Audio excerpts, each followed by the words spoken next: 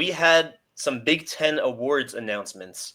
We have all defensive, all offensive, and we have an individual winning a specific award.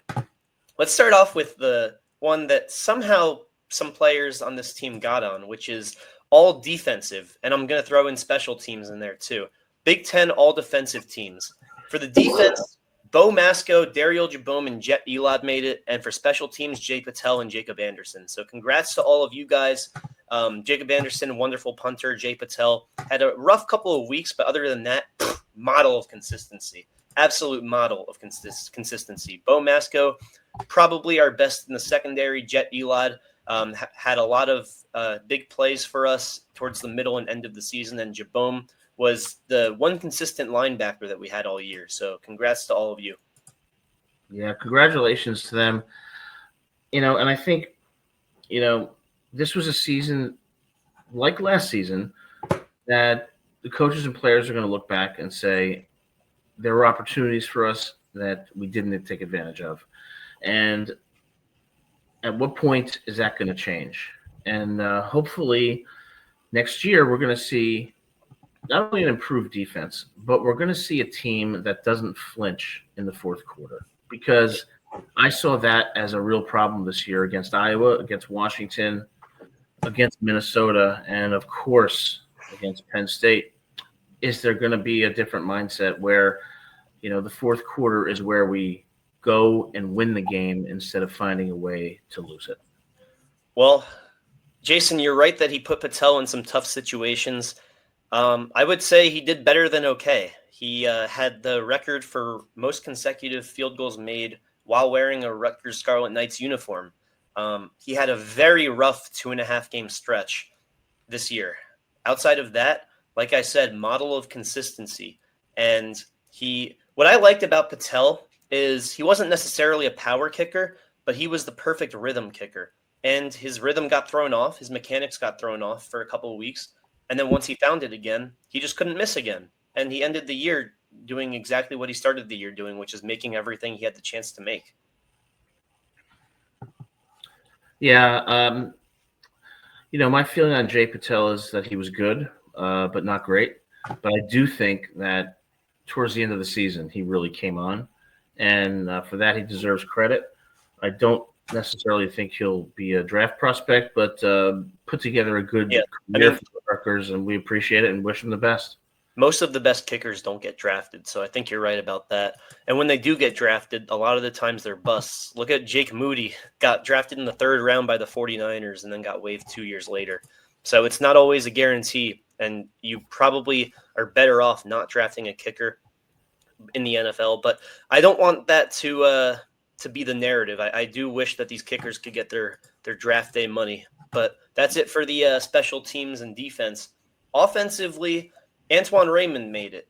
Kobina Asamoah made it. KJ Duff made it. And Ian Strong made it.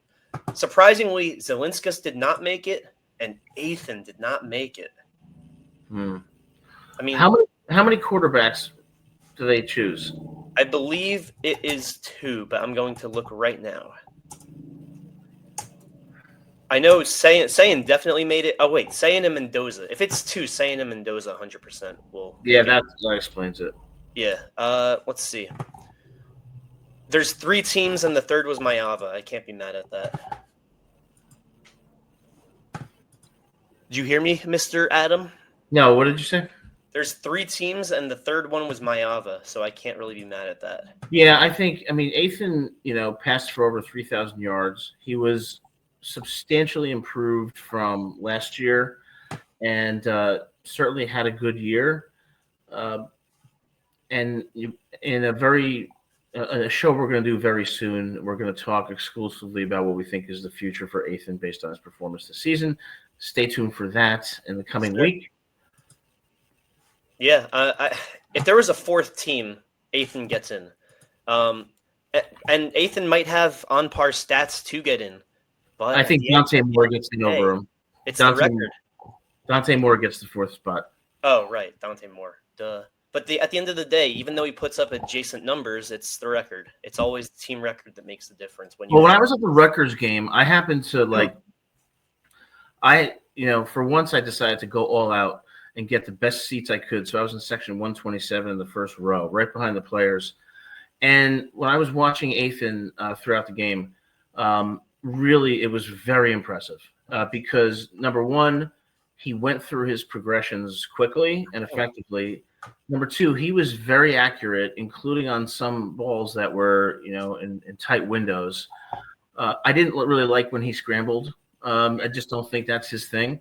But he was impressive. There's no question about that. And I could potentially see him as a late round or undrafted free agent pick who's a backup somewhere, or maybe in the CFL or something. But He's he too good for the has CFL. talent. Yeah, well, he was a quarterback that elevated Rutgers' offense into an offense that was, a dangerous offense in the Big Ten. And if we had had a very good defense, who knows what could have happened with this team this year? I mean, I'll still say it. Last year's defense with this year's offense is a playoff team. And what happens with Ethan, or not what happens with him, but sort of his identity as a quarterback comparing to other college quarterbacks is, in my opinion, he checks down the ball fine, because what quarterback doesn't? He has the best deep throwing accuracy from any quarterback I've seen in college football this year. It's just his medium accuracy. His medium accuracy is where he struggled as a throwing quarterback. I saw it against Illinois. I saw it against Ohio State, against Oregon, against these good defenses outside of Illinois not being a great defense. He is not a great medium passer. He's an okay medium level passer, like in the 10 to 15 yard range. But he has got the Josh Allen, the Patrick Mahomes type of arm. Yeah, he has a very good arm, and I think what NFL scouts look for, I mean, of course they look for the raw, fundamentals. Do they have the arm? Do they have the physical attributes? But they look most importantly for the intangibles. Can this guy read a defense? Can he progress quickly and effectively? And he does that very well, and he does fit the ball into tight windows. So the question is going to be whether I think they believe he has the physical attributes to be an NFL quarterback, and that's where I think the rubber meets the road. Makes sense. And also, no Gus Zelinskas. The guys that did make it for the center are Logan Jones out of Iowa, first team. Yapani Lalaulu, I believe is his name, out of Oregon, and Pat Coogan out of Indiana. I don't know too much about their PFF grades or anything like how many sacks they allowed, but I do know as a unit, Oregon is one of the better units in college football.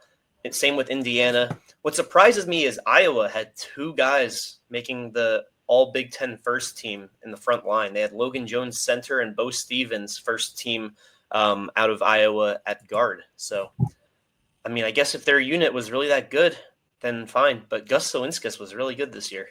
Yeah, I agree. And that's it for the all Big Ten teams.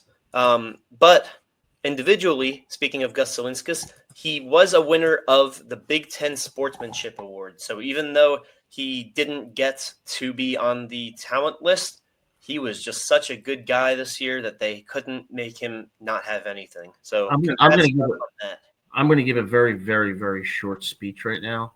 Oh, okay. Where's yours? This Best Sportsmanship Award should be launched into orbit, where it explodes under the force of the atmosphere. Right, I don't know what the heck that is. Is that the version of the participation trophy?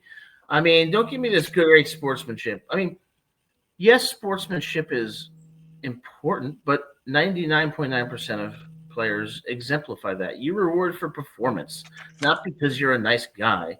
And if anybody doubts that, well, then do you want your team to have good sportsmen? Yes, but should that be something that's highlighted? No, we want them to win games and win awards. What do you think, Gabe?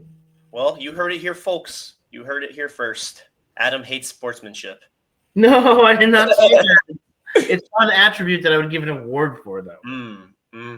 All right. Well, just know that Adam aims for the knees. He aims for the sensitive areas, and when he's playing football, he's trying to knock you out. So that's it for the awards. No, but I do agree that I like the award. I like that it's given, but I don't know how the hell you determine or measure it. Jackson Johnson says, who's biggest bum in college football. He's trying to instigate. Come on, Jackson. I got pizza waiting for me. I feel like it would be in my best interest, my best, for physical safety and emotional well-being, not to name Yeah, a lawyer up. Lawyer up, person. pal. But Jackson, if you've seen any of my comments on prior shows at the Voice of College Football, I suspect you will know who I would pick for that dubious designation. All right, so last segment of the emergency podcast, the necessary emergency podcast, as you can all tell by how much has happened since Monday night. And Adam and I and Donovan, and I am kind of going impromptu with this, will have a show where we look at all of these guys that are signing and break them down. What are they good at? What are they bad at? Their stats. How can they make an impact? All of it, A to Z. But there's 21 guys, and we've already been on here for 40 minutes. So I'm going to name the guys and give them a big old congratulations. And maybe next week, if we don't do another surprise interview, because we have somebody that may or may not be interviewing. And Jackson, you couldn't be more correct. We need 3,000 subs, and we need your help at home. So like and subscribe. But all right, you know that song, that chemistry song where you name all the elements? It's like, I believe it's in Breaking Bad or Better Call Saul, where Gale was like singing in his laboratory. He's like, that's what I'm about to do, because there's 21 of these guys. That was a beautiful laboratory, wasn't it? It was. Some crazy stuff hidden underneath that laboratory. You should watch Better Call Saul if you haven't. No spoilers, though, of course. All right.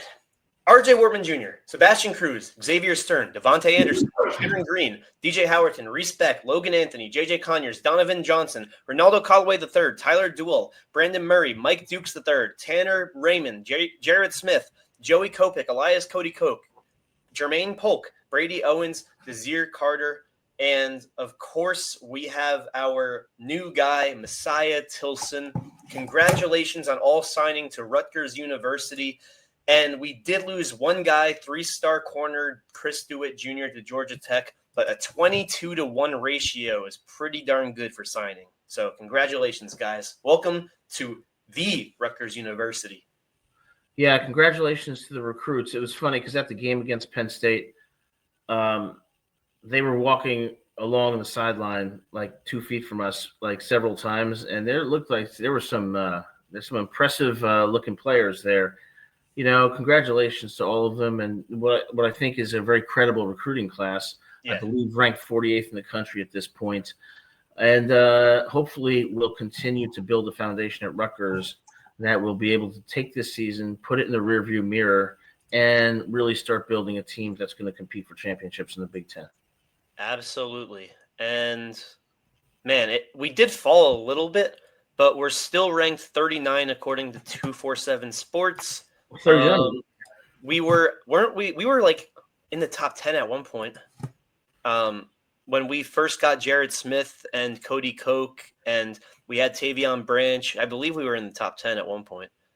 Yeah, and I think what you're going to see from Rutgers is, I bet you their NIL is probably going to be around 18 to 20 million. So I do think that's going to result in an upgrade, of course, in our roster. But NIL isn't everything. Yes, NIL lets you get better players, but are you going to get players that are going to be a cohesive team? Are you going to get players with the intangibles? And most importantly, are you going to have quality in-game coaching that is going to bring out the best in them and maximize their chances of success? I still think that there are a lot of uncertainties about the future of the program that I think next year is going to provide a lot of answers to, and I think that it will time is going to give us the answers as to where this team needs to go, and I think next year is when that'll happen. 150%. So, with that being said, I would love to guarantee that we spend next week either interviewing a specific player out of that list because we have something possibly set up, either that, talking about Athan, or talking about this entire class. But with so much crazy news these past few days and the portal heating up, vacancies on the defensive side of the football with the staff. I can't guarantee what we're going to talk about next week, and I don't think Adam can either. But that's all we got for this rollout for Well, there's Friday. one more thing, Gabe. One more thing. I mean to interrupt you, but Sure. Gabe is 100% right that you're likely going to see us having more shows and more topics as we head into the off season, where we'll be here every week until season resumes again. But one thing I want to say to the Rutgers players is that we're going to be continuing to extend invitations to you to come on the show, and be assured we're not going to ask you anything controversial. We're not going to ask you any question that's going to lead you to give an answer that you don't want to give.